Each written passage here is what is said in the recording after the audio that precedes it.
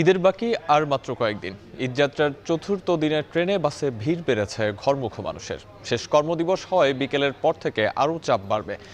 সবশেষ খবর জানাতে কমলাপুর স্টেশন থেকে যুক্ত হচ্ছেন সহকর্মী নাজমুস সাকিব এবং গাবতলী বাস টার্মিনাল থেকে যুক্ত হচ্ছেন রাজীব হোসেন। শুরুতেই যাচ্ছি কমলাপুরে। সাকিব, কমলাপুর স্টেশন থেকে সময় মতো ট্রেন ছেড়ে যাচ্ছে কিনা বা টিকিট কালোবাজারি বা এই ধরনের কোনো সমস্যা বা ভোগান্তিতে পড়ছেন কিনা যাত্রীরা জানাবেন। সাহাব, মূলত টিকিট কালোবাজারি যে ব্যাপারটা সেটা কিন্তু এখনো কোনো বড় ধরনের অভিযোগ আসলে পাওয়া যায়নি। তবে কিছু কিছু আসলে অভিযোগ কিন্তু রয়েছে, এই যে আসলে অনলাইনে টিকিটের ক্ষেত্রে সেটা আসলে তারা দ্রুত আসলে শেষ হয়ে যাচ্ছিল।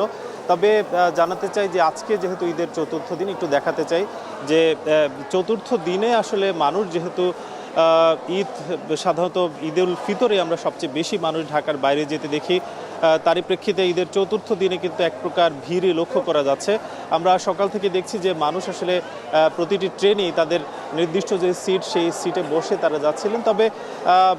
তবে মানুষ দাঁড়িয়ে যাওয়ার যে বিষয়টা, সেটা আসলে এবার তেমনও এখনো পর্যন্ত দেখা যায়নি, যেহেতু আগামীকাল থেকে সরকারি ছুটির যে তারিখ সেটা আসলে শুরু হচ্ছে। ফলে মানুষের মধ্যে যাওয়ার যে ব্যাপারটা সেটা কিন্তু আসলে আজকে থেকেই বেড়েছে। এই মুহূর্তে আমরা দেখেছি যে এখনো পর্যন্ত অন্তত প্রায় 25টি ট্রেন কমলাপুর থেকে আন্তনগর এবং লোকাল যে ট্রেনগুলো রয়েছে সেগুলো ছেড়ে গিয়েছে।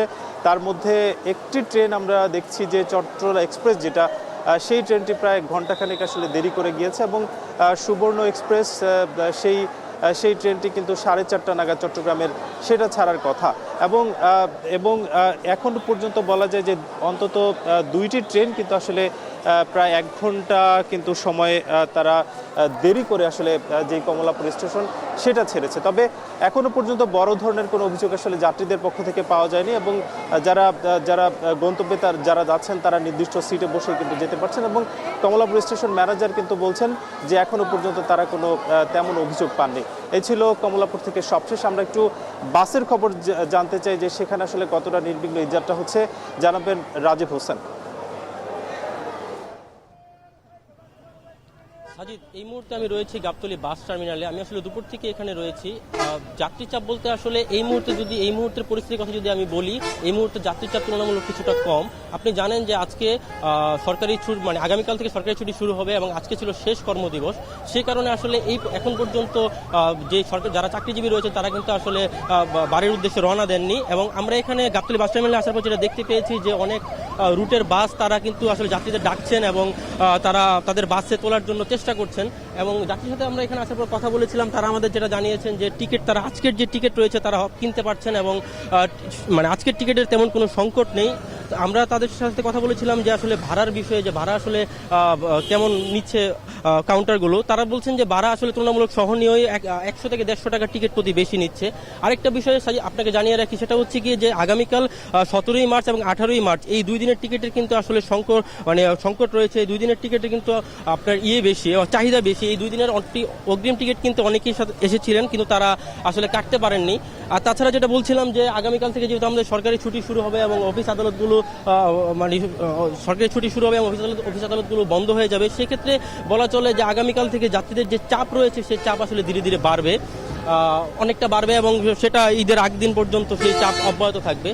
আর এই মুহূর্তে আমরা গাবতলী আসার সময় কল্যাণপুর বাস টার্মিনাল সহ আরো কয়েকটি বাস টার্মিনাল ঘুরে দেখেছি। সবগুলো বাস টার্মিনালের চিত্র আসলে এরকমই। তবে আরেকটা বিষয় এখানে লক্ষণীয় যে ইফতারের পর কিন্তু চাপ এখনকার তুলনায় কিছুটা বাড়তে পারে, কারণ সবাই আসলে চাকরি আজকে শেষ কর্মদিবসের পর অনেকে ইফতারের পর যাতে আগে আগে রওনা দেওয়ার একটা বিষয় থাকে, অনেকে হয়তো রওনা দেবেন, সেইটা কিন্তু আসলে বলা চলে যে ইফতারের পর কিছুটা ইফতারের পর চাপ তুলনামূলক কিছুটা বাড়বে। এই মুহূর্তে গাবতলী বাস টার্মিনাল থেকে এই ছিল সবশেষ। বিআরবি হসপিটালস লিমিটেড, কাঙ্ক্ষিত সেবার ঠিকানা। ঢাকা থেকে উত্তরবঙ্গমুখী মহাসড়কে বেড়েছে যানবাহনের চাপ। টাঙ্গাইলের এলেঙ্গায় 4 লেন প্রকল্পের কাজ চলায় মাঝে মাঝে তৈরি হচ্ছে গাড়ির জটলা। এলেঙ্গা থেকে যুক্ত হচ্ছেন কাউসার আহমেদ, জানাবেন বিস্তারিত। ঢাকা টাঙ্গাইল মহাসড়কে এই মুহূর্তে গাড়ির চাপ কেমন এবং যান চলাচলে বিঘ্ন ঘটছে কিনা জানাবেন।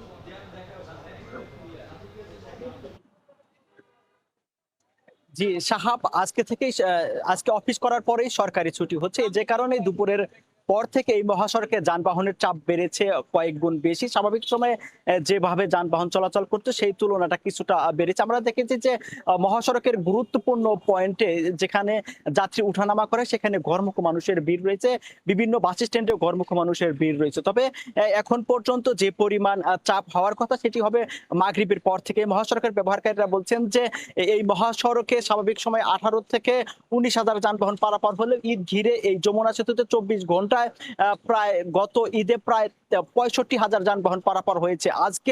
আজকেও কিন্তু রাত 12টা পর্যন্ত গত 24 ঘন্টায় প্রায় 25,400 অধিক যানবাহন পারাপার হয়েছে। এতে টোল আদায় করা হয়েছে 2,40,00,00,000 টাকার উপরে। আর এই মহাসড়কে জেলা পুলিশের পক্ষ থেকে প্রায় 8 শতাধিক পুলিশ সদস্য এই মহাসড়কে দায়িত্ব পালন করেছে। আমরা দেখেছি যে এই ঘরমুখে মানুষ যারা রয়েছে কেউ গণপরিবহনের পাশাপাশি খোলা ট্রাক পিকআপেও কিন্তু আজকে থেকে মানুষ বাড়ি ফিরতে শুরু করেছে।